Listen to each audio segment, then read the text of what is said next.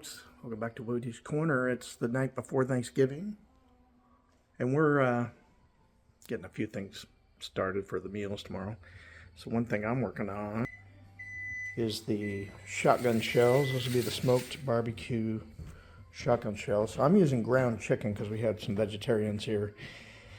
Oh, well, and I didn't think about the bacon, so I guess I could have just used the pork or the beef. But anyway, I thought the ground chicken sounded good since it's a kind of a poultry kind of feast, you know.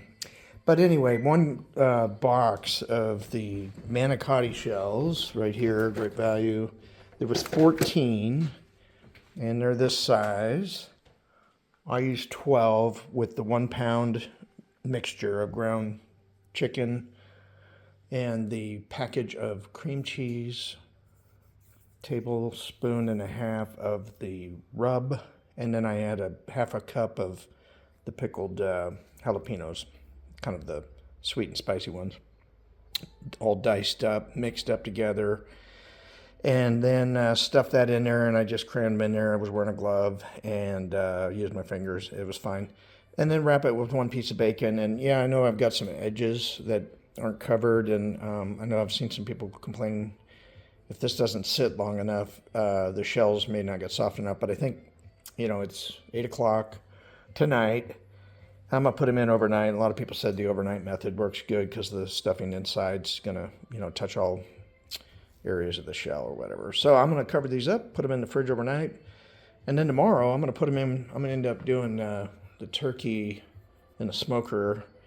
After all, spatchcock it. And I'm going to put these in there with the turkey about an hour and a half toward the end of when I want to serve them.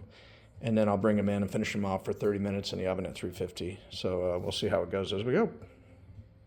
Well, it's the next morning, and I had thought of something I don't recall in the recipe, but putting the barbecue sauce on is another way, I think, to help get some on these end pieces, the shells, because they were still a little dry.